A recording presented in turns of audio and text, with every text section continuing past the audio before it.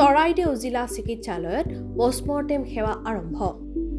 ৰজাপুখুৰীস্থিত চৰাইদেউ অসামৰিক চিকিৎসালয়ত নৱনিৰ্মিত মৰণোত্তৰ পৰীক্ষণ গৃহটি আজি আনুষ্ঠানিকভাৱে মুকলি কৰে অতিৰিক্ত আয়ুক্ত পলাশ ৰাজকুমাৰ আহোমে।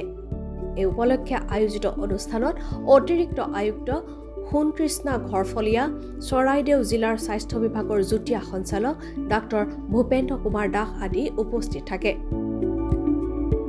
আমাৰ চৰাইদেউ জিলাৰ চিভিল হস্পিটেলত এটা বহুদিনীয়া অভাৱ এটা পূৰণ হ'ল।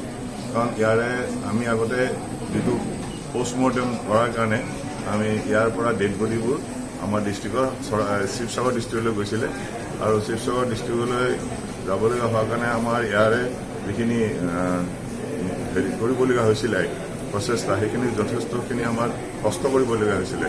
গতিকে মই জইন কৰাৰ পিছত ইয়াতে জইণ্ট ডাইৰেক্টৰ হিচাপে মই ডি চি ছাৰৰ লগত এই বিষয়টোলৈ আলোচনা কৰি ডি চি ছাৰেও যথেষ্ট সহায় কৰিলে।